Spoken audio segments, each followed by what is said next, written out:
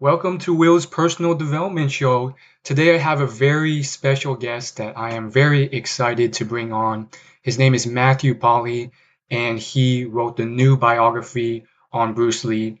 Now I'm a huge fan of just Bruce Lee, and I think this book just blew me away. I went into it with expectations or assumptions about Bruce Lee, and this book is just so detailed and really paints the true picture and details of Bruce's life. I thought he was so gracious to come on as a guest, but more importantly, I think it's spectacular that um, we come to discuss this, especially now when Crazy Rich Asians has just been released, and there's all this talk about Asian representation. So Matthew, I'm so glad to have you. Thank you, Will, for having me on. It's an honor to be here. Awesome. So I just want to get started off the bat. How did you get so detailed with this book? I know you did a lot of research. You probably interviewed a lot of people.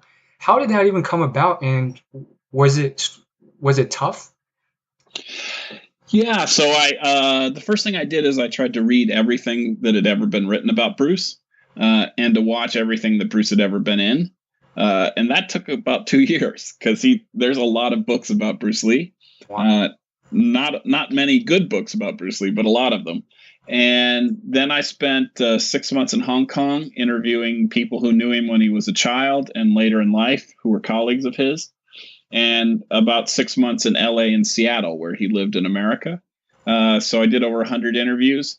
And basically, I felt that previous Bruce Lee books had covered certain aspects of his life very well, but they had never covered the whole human being, from birth to death. They tended to focus more on his time in America. And I really wanted to get a sense of who Bruce Lee was throughout his entire life in a really holistic way.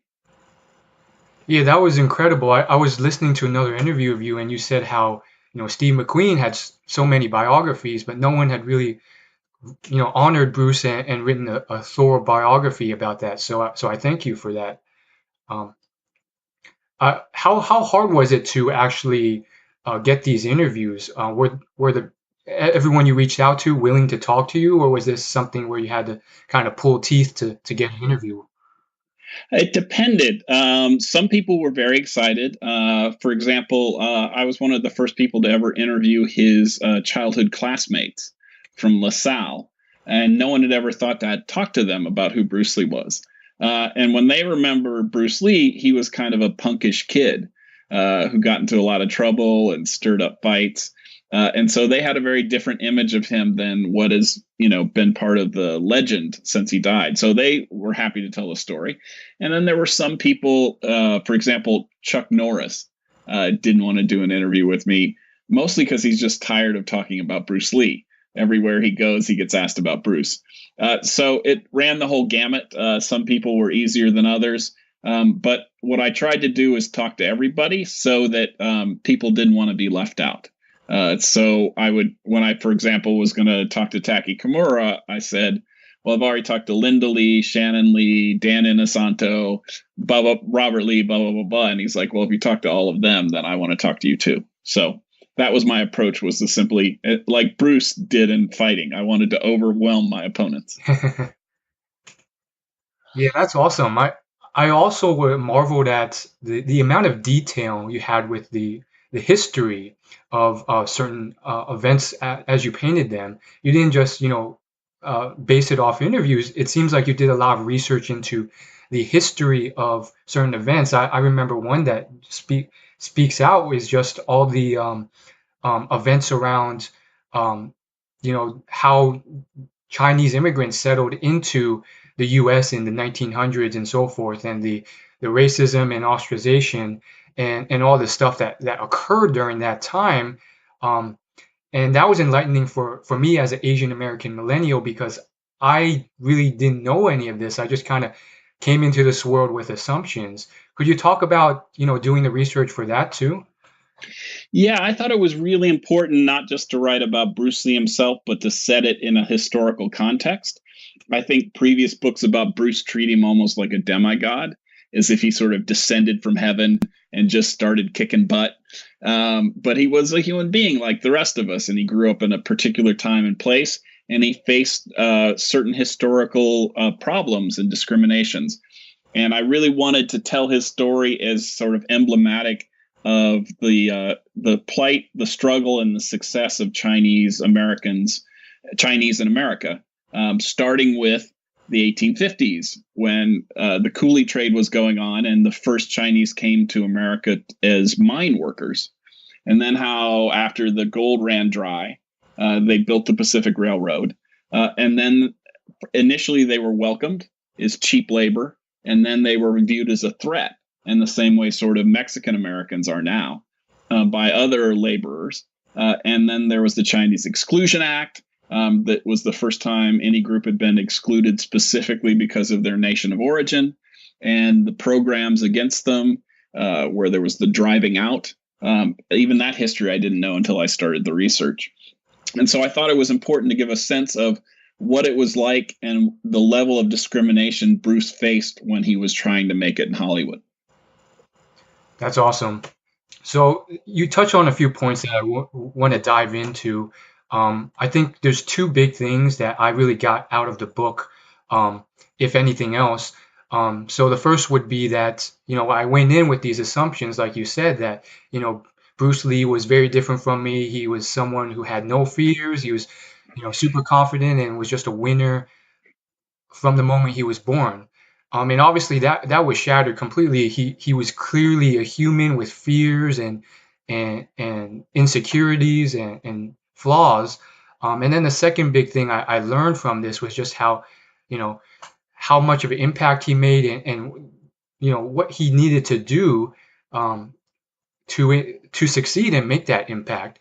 So I want to touch on the first one. I know it's probably difficult to paint a story of someone who is not perfect when you have to interview these guests. You probably at some point in the book realized that you can't, you have to paint a realistic picture of Bruce. So how did you go about doing that without, offending any of the people you interviewed who only want, Bruce to be shown in a positive light? Yeah, that's one of the it's one of the difficult things in writing a biography is that my feeling is you owe your loyalty to the audience, to the readers. They're paying you the money, and your job is to give them the most honest story possible. But certainly some of the people I interviewed were worried that I might talk about some aspects of Bruce's life that they wanted to keep secret or wanted not to have anyone pay attention to. And so I realized at a certain point that I just couldn't make everybody happy. And so I was going to have to write what I considered the most honest portrayal possible. But I think you touched on one really interesting thing about Bruce being human. One of the aspects of the story that when I was talking to Phoebe, his sister, and also reading some of the things that Robert, his little brother, said that gave me a clue to what he had to struggle with. His older brother, Peter, was the favored one. And I think I think all families have this, but particularly amongst Asian families that I know, Peter was the studious, the scholarly, the introverted, the hardworking one. And Bruce was the screw up. He was the one who got into trouble in school. He was hyperactive. And his father was always punishing him because he couldn't act like his brother Peter. And when I understood that sort of dynamic, then it gave me a real sense of who Bruce Lee was as a human being. He was somebody who was always sort of mad that his father favored his older brother, but always wanted his father's approval as well. And I thought that sort of captured an interesting psychological dynamic of who Bruce Lee was. Yeah, absolutely. And I'm so glad that you actually did do it this way. That was one of the main draws that I loved about this book. I wanted the truth. I didn't just want, the good sides. And it really helped me relate to him and probably a lot of other people who read this book too. I found myself, as many, young listeners to this podcast will probably do, I found myself relating to where he was at certain ages to where I was at that age. And Nowadays we kind of beat ourselves up and say, oh, we're not successful at 20, or we're not as successful as we want to be at 25. And Bruce was still, he was this, dishwasher who dropped out of college with his wife and had a kid and is really hustling to get by. So that really kind of helped me, keep persevering. Yeah, I think that's a great point. I mean, Bruce Lee was basically a failure until he was 31. Um, he had one bit of success when he was making the Green Hornet, and then the job went away. And at a certain point, his wife had to get a job because he couldn't get any work. He injured his back. He couldn't pay his mortgage. He spent too much money. He got into financial trouble. And so he had all the experiences everyone has. I've spent too much money. I've had periods where I worried about whether I could pay my mortgage. A new kid comes along, you're worried about that. And so Bruce lived a very full life that was filled with success and failure. Yeah, so I actually wrote some notes down on what I think, if I could distill his success principles down to a few traits, what would they be? And I'd love to list these to you and have your opinion. Feel free to delete from the list, add to the list, update the list. Sure. But I said the first thing was luck. There's a lot of luck in terms of timing. So he introduced this new martial arts thing to a world which wasn't new to it, and he had that film experience as a child thanks to his father, partially. And other than luck, I said there is that charisma and salesmanship. I think a huge one was also the networking tactic he used, where he coached people in the Hollywood industry with martial arts or cha-cha, which kind of got him noticed by the Hollywood industry through networking and connections. I said the enthusiasm and passion that he had with what he loved to do, and then I said ego, partially. There's pros and cons to his ego, and then finally his willingness to fail a lot, which he did. And not being scared of others' opinions while pursuing his goals. He made a lot of enemies. And finally, everyone likes philosophy and religion. So to kind of add that in, it kind of like took him to a higher level. Yeah, I think those are all spot on. I mean, I think you picked up on the things. I thought networking was someone, Joe Lewis, who said Bruce Lee could charm anyone. And I thought it was amazing that this, Asian American who has this slight accent comes into Hollywood. He does one little TV show, and suddenly he's Steve McQueen's trainer. That would be like being Tom Cruise's trainer now. He was training the biggest box office star in the world, and he just had the kind of confidence to be able to network with those. I also think he was a really strategic thinker about his career. He very much planned out. For example, when he went back to Hong Kong and he took a job with Raymond Chow, he realized Raymond and Run Run Shaw were in a fight. And so whenever he wanted something from Raymond Chow, he would go over to Run Run Shaw and threaten to leave. And so he was good at playing the game. And I guess the final thing I would add to the secret to his success was he never quit. The thing that amazed me about Bruce is I would have quit. At a certain point, I would have, after all the rejection he took, I would have given up. And I think most of us would have, or accepted something less. I would have played minor parts. But Bruce wanted to be a star. He only wanted to play leading roles, and he refused to give up. And I think that's the key ultimately, is that he had the talent, he had the luck, he had the strategy, and then he refused to take no for an answer. That's very fascinating. Yeah, and that point on strategy, I think it's very interesting. I have a friend who also read the book as well, and he came away with it with sometimes different opinions than I did. And one thing he observed, he said that there's he saw that Bruce did a lot of manipulation. He said he saw there's a lot of moments where Bruce manipulated people um, for his personal gain.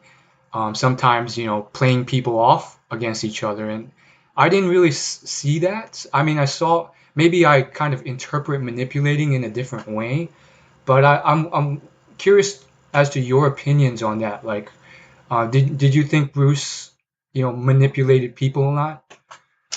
I think that Bruce was, I would say, strategic. When I think of the word manipulation, I feel like the implication is that he cheated somebody out of something.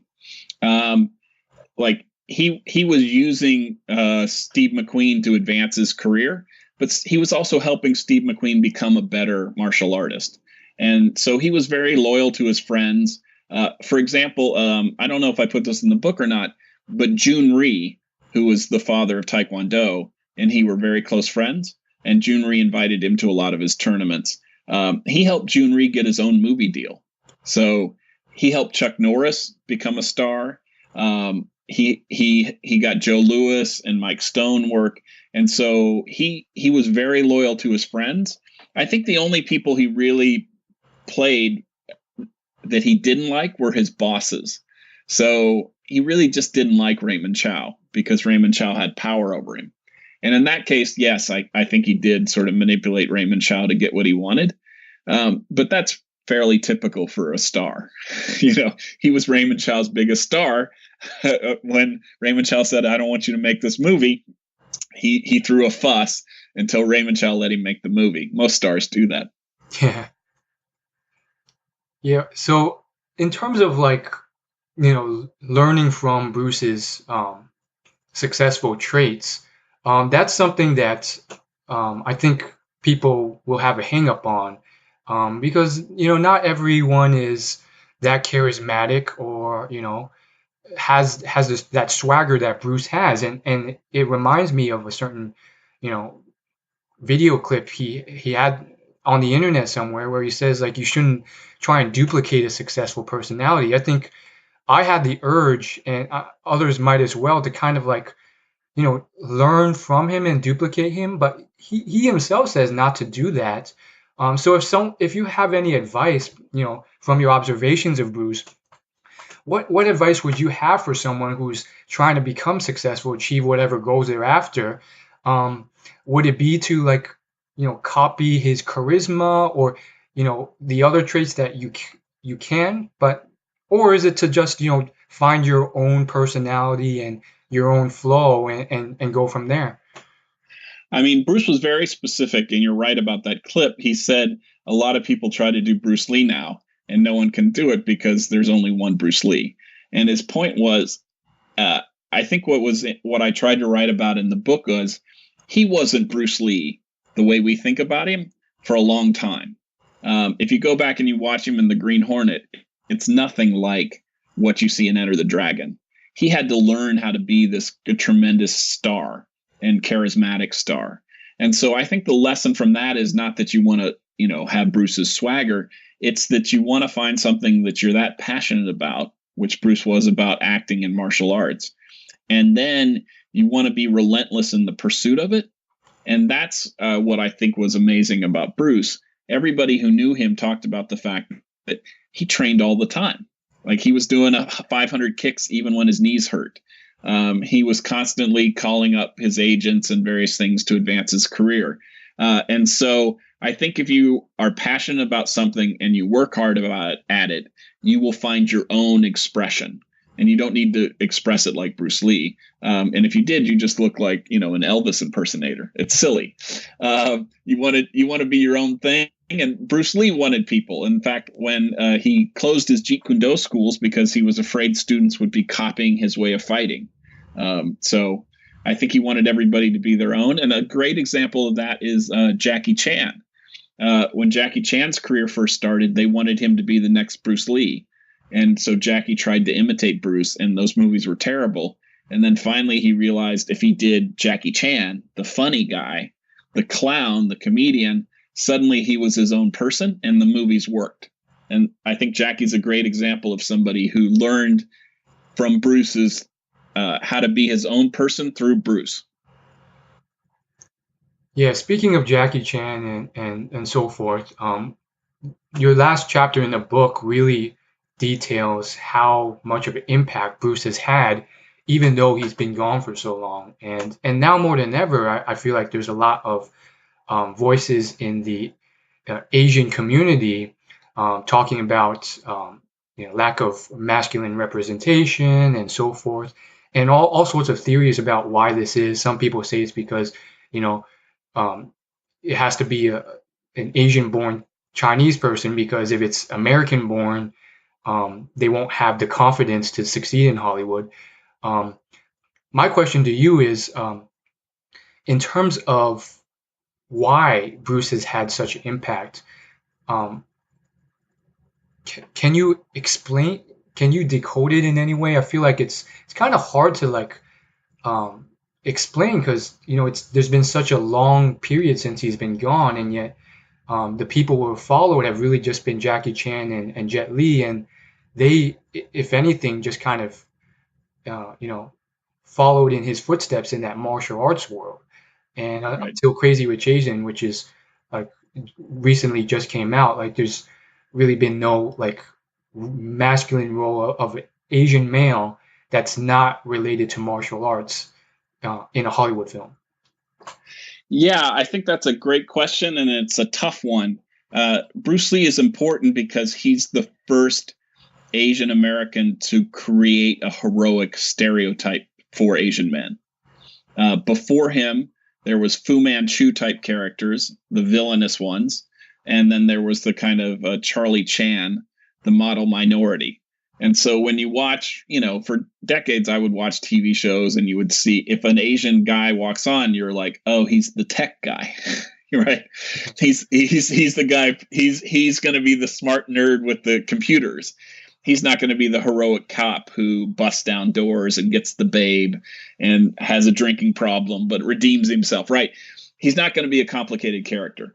And I think Bruce Lee was the first time that we saw a kind of heroic, swaggering, sexually attractive, incredibly strong, physically powerful Asian male character. And then after he died, and this is the tragedy of his early death, no one was there after him. And it took Jackie Chan 25 years before he finally starred in a Hollywood movie. And so I think it's terrible that Bruce couldn't live because I think he would have played a lot of different parts. I think he would have also done romantic and melodramatic leads. I think he would have been a great sort of sexy leading man as well as just a martial arts star.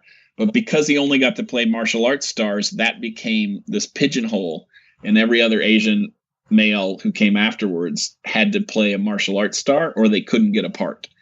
And I'm super happy Crazy Rich Asians is starting to break out and give, Asian men different types of roles that they can be sexy leading men too, which they haven't been for a very long time. Yeah, absolutely. Same way for me. Um I noticed in the book that there was a lot of discrimination in terms of what Bruce had to overcome, and it's just very fascinating for me how he kind of went about it. Um, and sometimes it was he would stand up for himself. It kind of reminds me of like Morgan Freeman. Morgan Freeman when he started, he did similar things where he would walk away from a role if it represented his ethnicity the wrong way. And that's just something that's quite fascinating to me when you're already given so few opportunities. Is that really the best thing to do? So I'd love to hear your thoughts on how any ethnicity, whether it's Asian or something else, can kind of overcome these barriers to kind of succeed in life. And with Bruce, I think you one big point that you've mentioned in other interviews is he leaned in to what they discriminated against, whether he was in China or the US, whatever they discriminated against. You're not white enough, you're not Asian enough. He would kind of brag about it, I think, rather than hide away, which is kind of what I would do in that situation. Yeah, I think his his girlfriend before his wife in college, Amy Sambo, has this quote that I thought was very powerful, and of course I put it in the book, which was, she said, at a time when so many Asian men were desperately trying to be white, Bruce Lee was so proud of being Chinese, he was bursting with it. And she tells the story about how they got caught by this professor probably making out in his office. And the professor comes in and is like, "Who are you?" And Bruce Lee charges up to him and he goes, "I'm Bruce Sifu Lee, Kung Fu master," and starts describing what Taoism is and Kung Fu and writing it on the board. And so I think one of the things that's really great about Bruce Lee, even today, is that he gives an image of someone who really seized, if people thought being Chinese was a bad thing, he was there to tell you why it was great.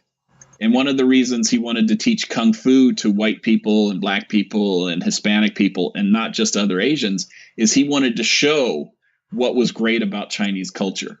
And he was criticized for it. His boss, Ruby Chow, said, "You can't teach Kung Fu to black people. They'll use it to beat us up." And he said, "Oh, they can beat us up anyway, but at least now they'll know why our culture is great." And so I really feel that that's one of the things I liked most about Bruce Lee after researching him, is that he was so very proud of whatever it is they thought was bad. So even when he went back to Hong Kong, he's Eurasian. He's not fully Chinese. There were people who were critical of him. And when he was in Hong Kong, he would emphasize, he would wear sort of westernized clothing, and he would play up that part of himself. And so I just admired the way, as you said, he leaned into whatever people thought wasn't good. Yeah, that reminds me of that one part you mentioned in the book where, out of the blue, he mentions to his little brother that, he got circumcised in Hong Kong, which is ridiculous. I mean, ridiculously painful. So it just kind of speaks to like how he kind of wants to be part of both. He's kind of like a mixture, result of globalization in that way. Yeah. Did you think, do you think the circumcision came from his insecurity with, not being American enough, or do you think he never had any insecurities about it? Oh, I think he had. I think what's interesting about Bruce is that he was extremely confident, but underneath the confidence, there were lots of insecurities. And so, for example, one of the things that people talked about was when he first got to America, his English wasn't perfect. And when he had trouble translating something in his head, he would stutter. And if anyone smiled, he'd get furious because he was really sensitive about his stutter. And even when he was acting, he was very sensitive about his English accent. So I think Bruce Lee was extremely confident in many situations, but a lot of that was masking some of the insecurities he felt. And I think the circumcision is a good example. He both wanted to be proud of who he was, but he also wanted to fit in. And so he always had that tension in his life where he wanted to be accepted as American when he was American, but he still was proud of being Chinese. And when he was in Hong Kong, he wanted people to think of him as an American Chinese, not a Hong Kong Chinese. And yet he would get upset when they said negative things about him in the press. So he was a complicated guy that way. Yeah, absolutely. And it's helped inspire me. I think it's great because I went into this book thinking that he's nothing like me. He probably never stuttered. He seems so confident. And I would stutter quite often. So to see that inspires me to believe that it's possible. Maybe I can, do something greater with my life too. I want to move to his work ethic.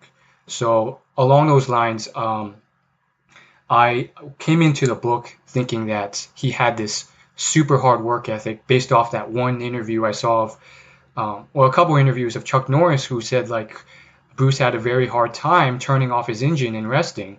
So I thought, from the get-go, he was this super hard workaholic. And nowadays, that's what you hear is necessary to succeed in life from some entrepreneurs. They tell you have to work like crazy every day.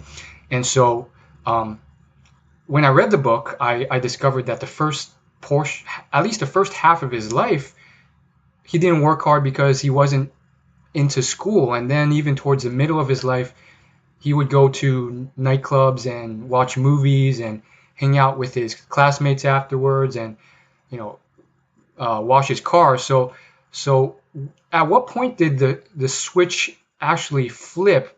Because I know it did flip towards the end where he did turn into a workaholic. Do you know when that happened?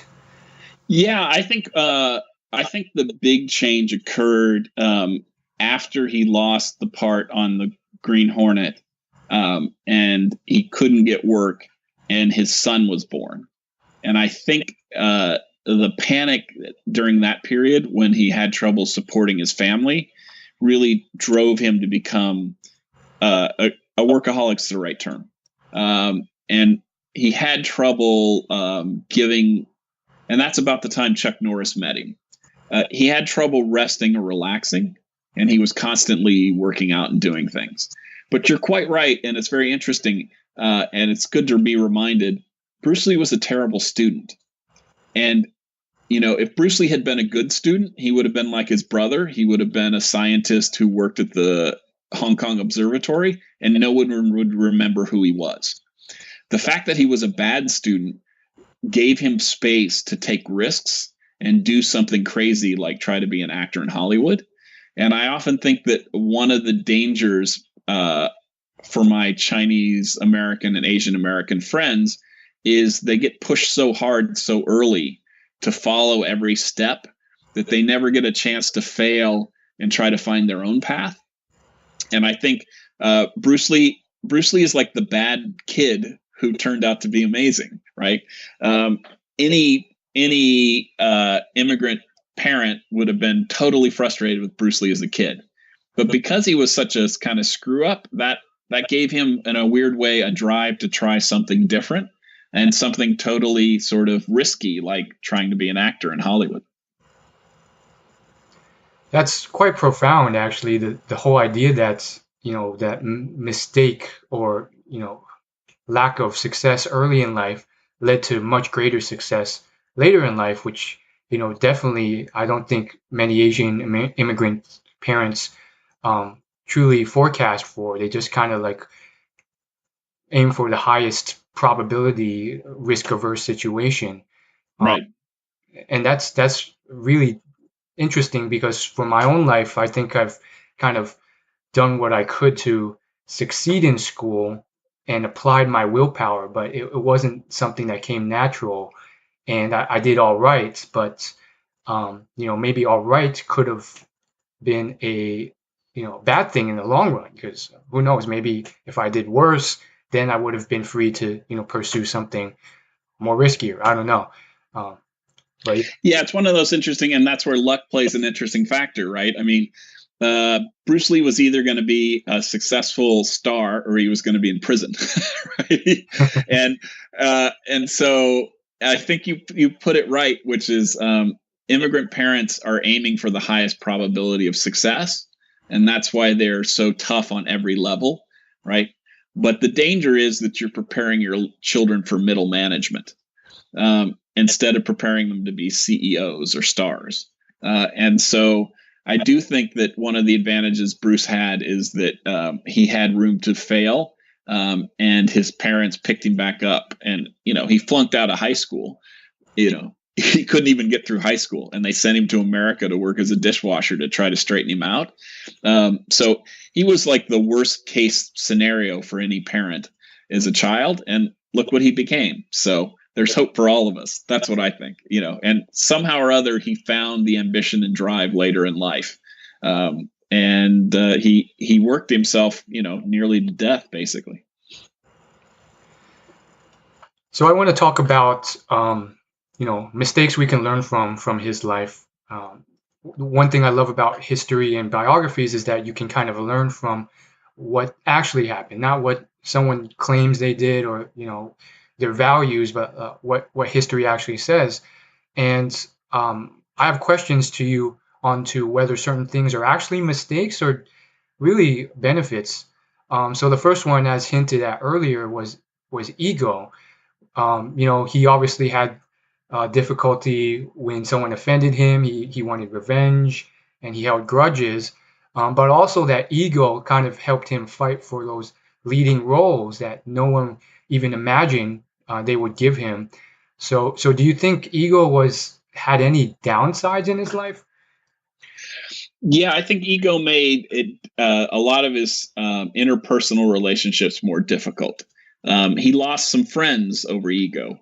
For example, Jesse Glover and James DeMille were two of his early students, and they broke away to form their own school. And Bruce never really forgave them for that. But as you point out, and this is one of the paradoxes of life, people's weaknesses are their strengths, and their strengths are their weaknesses.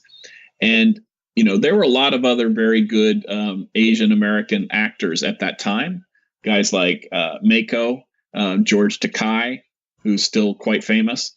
But they accepted kind of lesser roles on TV, and they sort of got stuck playing those in like secondary, tertiary roles. And Bruce Lee, because he refused to take many of those parts, saved himself up to become a star.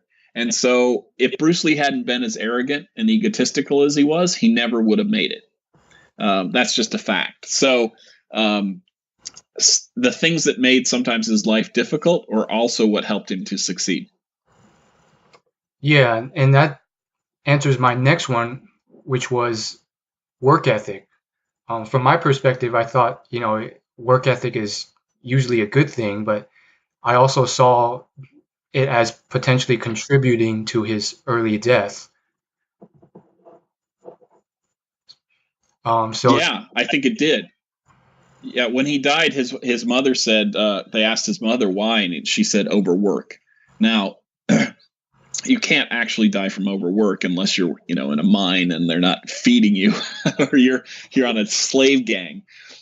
He was an actor, so that's not how he died. But he made himself vulnerable, and I think heat stroke is what killed him. And if he had only been able to take a vacation and gain a little weight back and get his health back after he first collapsed in May, before his death in July, I think he would have been able to survive the heat that he wasn't able to. And that's the sort of tragedy, is that he worked himself so hard, he made himself vulnerable. And that's, I think, what ultimately killed him. And he would have lived a longer life if he had been more relaxed, but he might not have been a star. If he was the kind of personality who could relax, probably wouldn't have succeeded. And that's the strength is your weakness. What made him great is also what killed him. Yeah, the last thing I have on here for potential mistakes in his life we could learn from would be affairs. Now, he did have a couple of affairs based off your book with other women during marriage, and technically it didn't really affect his career success, but it maybe, I don't know, maybe it could have after it was found out.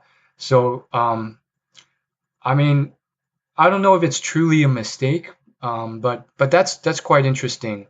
Can you think of any other? What do you think of affairs as a mistake, and do you think of any? Can you think of any other mistakes of his life? Because that's really all I could come up with. Yeah, if my wife is listening, affairs are definitely a mistake.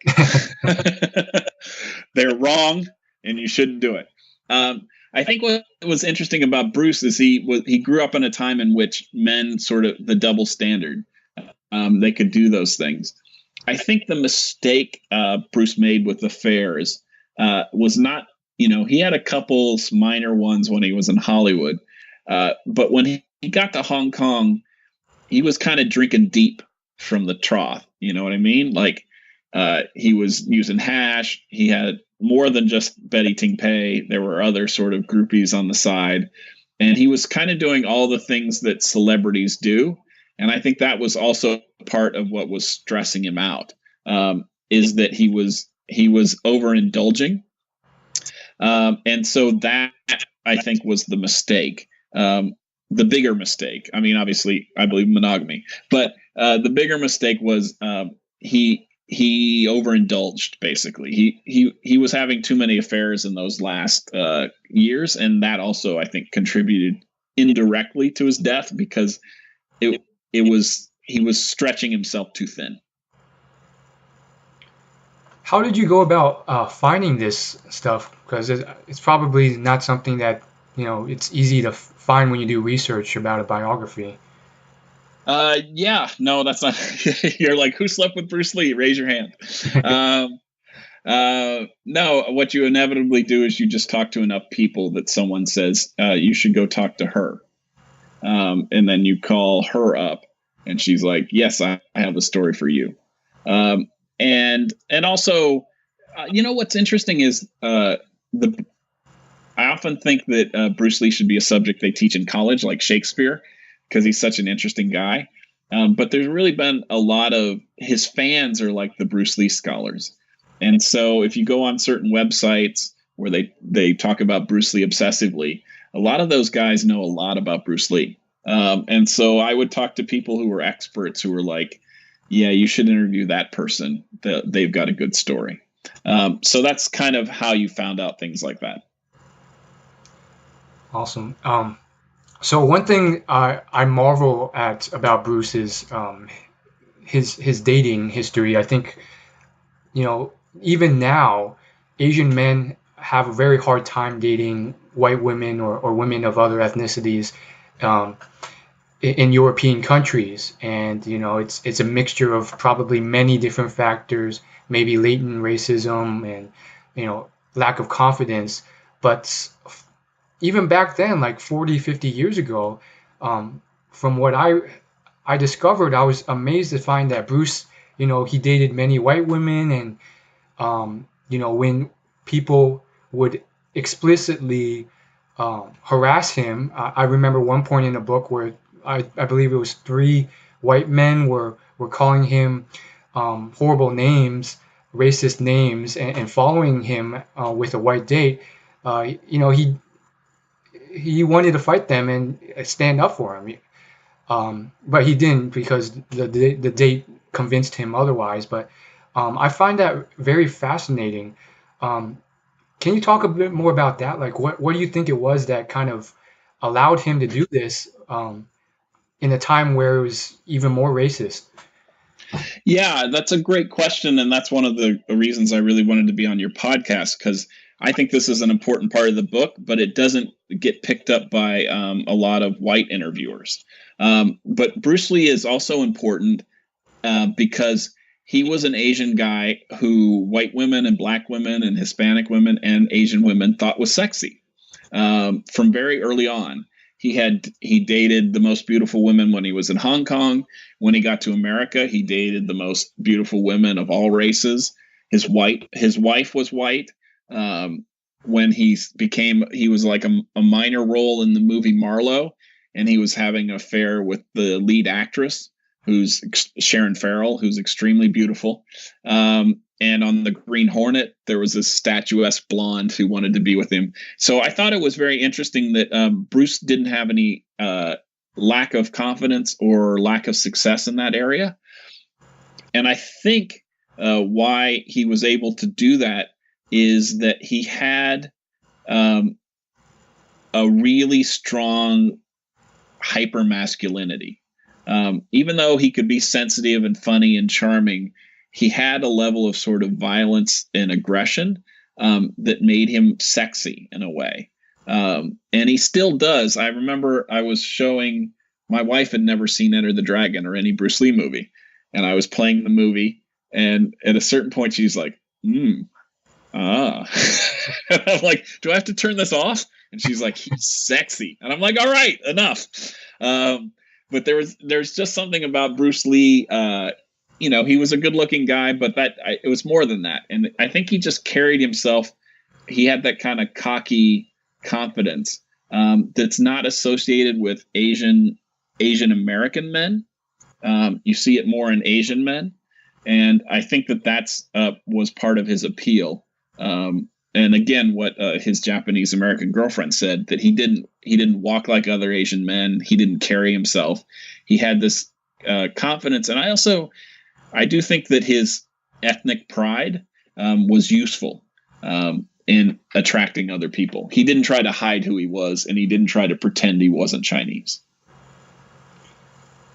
Yeah, that's a great point. Um, so tell me a bit about your story with Bruce Lee. I heard that you kind of grew up watching his films and that kind of inspired you. Yeah, I was like the skinny, bully 12-year-old when I first saw Enter the Dragon. And I think Bruce Lee appeals to a lot of young guys like me. At that time, I was scared. I was kind of frightened. The girls didn't like me. I wasn't cool. I was nerd. And I was really good at school, and the teachers loved me, but all the kids thought I was a dork. And so I wanted to be cool like Bruce Lee. I wanted to have his swagger. I wanted to be as tough as he was. I wanted to have his muscles. I wanted the girls to think I was as sexy as they thought Bruce Lee was. And so that whole package, I think, was very appealing. And I ended up taking the martial arts, even though I grew up in like Topeka, Kansas in the late 80s. And there weren't many martial arts schools, but I wanted to be a martial arts badass like Bruce Lee.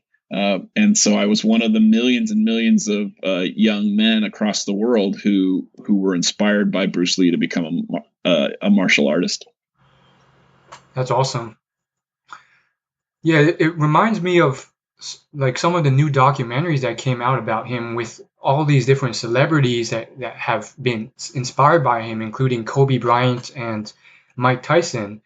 And it makes me wonder why and how did he have such an impact on so many different cultures? And I'll give you my short hypothesis, and feel Sure. free to kind of update it. I think I would point to that one paragraph you had in the last chapter of your book where that one city in Europe somewhere, Mm-hmm. they couldn't they were debating which statue to put up in Bosnia, and they were debating between Gandhi and the Pope, and the only man that both sides of the Catholics and the Muslims could agree upon for a symbol of racial equality and justice was Bruce Lee. Do you think that's it? Because I think it's even more than that. There's also that philosophical aspect to him. Yeah, I love that. I'm glad you pointed out that part of the book. I ended the book with that because I think that's such a profound message that Bruce Lee has come to symbolize almost a post-racial world where we recognize our differences, but Bruce was somebody who, he was asked, do you think of yourself as Chinese or American? And he said, I like to think of myself as a human being because under heaven, we're all of one family. And I think that's a powerful message as well. So as proud as he was of being Chinese, he always wanted to be remembered as a human first. I think it's the whole package. And you point out his philosophical side, which I haven't talked about as much this interview, but he really did have a kind of spiritual yearning. And he was a seeker. He was looking for answers. And I think that's powerful. And also that he could kick ass, and nobody ever looked as cool on screen doing martial arts as Bruce Lee. And that he was sexy, and that he was pretty smart, and he was ambitious and driven. And I think all of those things work together. And then finally, I think it was really powerful because he represented the first time an East Asian male showed that heroic, powerful side. And so, for example, the black community really latched on to him. All the Wu-Tang guys loved Bruce Lee and watched his movies and watched all the Kung Fu movies. And so he really introduced a whole aspect to African-American culture that didn't exist before. And then, of course, white guys like me loved Bruce Lee because we thought we could be great martial artists like him. And we didn't think of him. He was almost like Michael Jordan. He was almost beyond race. I didn't think of him as particularly Chinese until I was older and understood those differences. And then, of course, he has an interesting relationship with the Asian American community, where many of y'all admire him. And then there's some sort of ironic distance where For example, there's that podcast, They Call Us Bruce, where there's a certain resentment that Bruce Lee is the only masculine idol as an Asian American, and that there hasn't been more since him, which isn't Bruce's fault, but I can understand the criticism. So, yeah, he had a really interesting impact on all these different ethnic groups across the world and in America. Yeah. So I think one thing people are always kind of interested in and searching about is Bruce's diet and workout routine, and I kind of wanted to get your thoughts on this, maybe stuff that you didn't cover in the book. Right. From what I could tell, his diet seemed to be like a lot of spaghetti from Linda's cooking, and just sometimes unhealthy, but common foods from a Chinese restaurant, like Right. Peking duck, and then the latest fad supplements and vitamins. Is that about accurate? Oh, and weed. Yeah, and he did like to eat hash, which I don't recommend. But for Bruce, it helped calm him down. Yeah, he. What was interesting about Bruce is everyone said that he could eat all he wanted and he couldn't gain weight. And it was like, his nickname was the Little Dragon, Li Xiaolong, and it was like there was a furnace burning inside of him that he just fed whatever. And I don't think what he did for a diet, I wouldn't recommend to anyone. I do think it's interesting, though, that he was experimenting with protein shakes long before anybody else did. And so he definitely was somebody who was experimental and cutting edge as far as dietary stuff. I'm not sure much of that held up, though. Particularly, he would ground up beef and then drink the milk, the cow's blood, which is not a good idea. So, yeah. What about his workout routine? Do you have any info on how he worked out? From what I heard, there's some people say he did higher reps, and others say he was one of the first to do a CrossFit style routine where it was more about strength training and repetitions and a set amount of time. Yeah, I think that's where he was way ahead of his time, and the way he trained is the way a modern sort of mixed martial artist train. So he quickly realized after his fight with Wong Jack Man, where he ended up feeling exhausted, even though he won, it was only a 3-minute fight. He realized he wasn't, Bruce's body was basically one fast twitch muscle. He lacked cardio. And so he picked up road work from boxers, and he did it in the morning, which is the way you're supposed to. So he would get up in the morning and do a 3 to 5 mile run, and then he would rest and eat breakfast. And then he would do his martial arts routines in the morning. So he would do a couple hours. And then in the afternoon, he might do another hour. And then at evening, do another hour. So Bruce Lee was training about 4 hours a day, which, to be honest, if you have another job like being an actor or something, is the most you should train. And it's not sustainable to train more than 4 hours a day as an athlete. And you're quite right. He read all the muscle and fitness magazines of that era, but he never wanted to have bulky muscles. And so he did a lot of high rep, low weight. And he CrossFit and cross trained. He wanted power in his attacks. He didn't want bulkiness and strength. So he was looking for speed, because, it's mass times velocity squared is power. Velocity is more important than mass. And that's something that he recognized as a martial artist and an athlete. And very interestingly, Kareem Abdul-Jabbar was one of his students, and he helped Kareem with his weightlifting regime. So, he was helping professional athletes at that time get into weightlifting, which none of them did back in the 1960s. They all thought weightlifting was bad for you. Yeah. When you brought up Kareem, that just made me think about how he was also a pioneer in terms of collaborating with, influencers. Before that was really even a thing with social media. Yeah, to have someone like, this NBA star who is a different ethnicity come on this epic, martial arts film, I just think is incredible. What do you think it was that allowed him to kind of like break down those barriers and talk to all these different races and go to those places? 'Cause you mentioned in a book how he would go to a cowboy honky tonk, he would go to all these different places that most Asians would stay away from, and even if they did go, they would be, ostracized there. Yeah. No, I do think that that's something special to him. I just love the use of the phrase influencers, because you're right. I hadn't thought about it that way in the kind of social media terms. But Kareem Abdul-Jabbar was the most famous college athlete in the country, and he wanted to learn a little bit about the martial arts.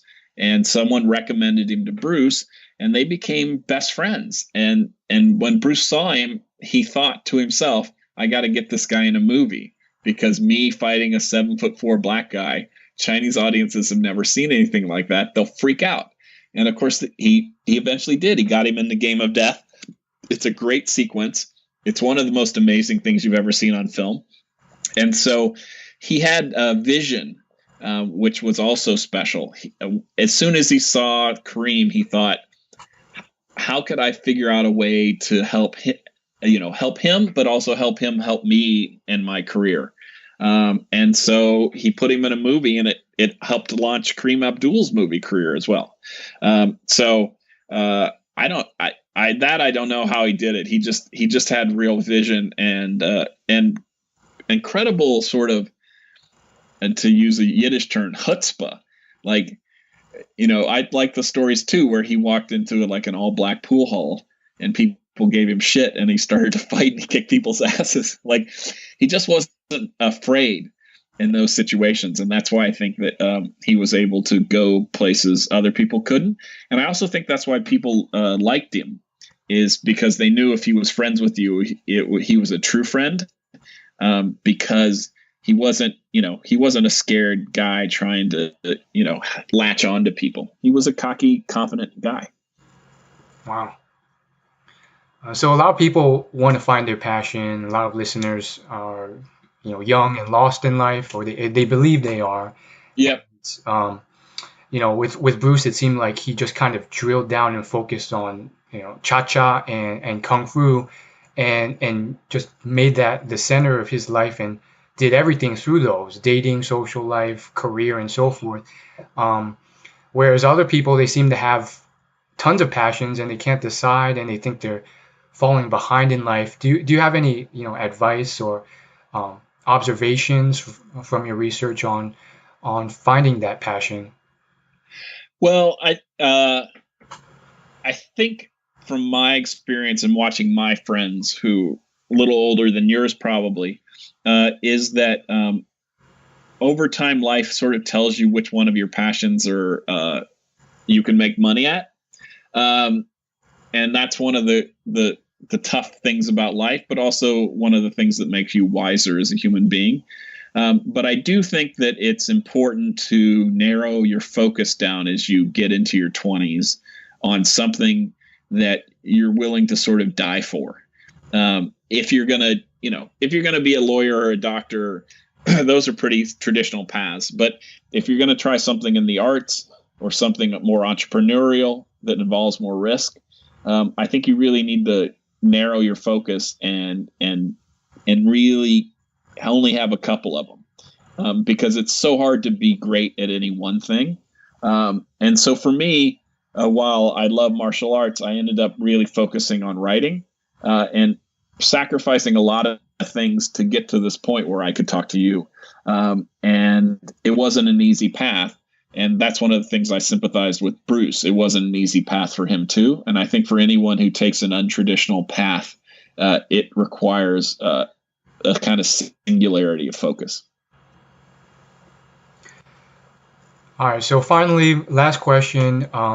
If the listeners of this podcast, they forget everything else that was said here, and you could only impart one thought or idea or message to them, what's your last parting thoughts?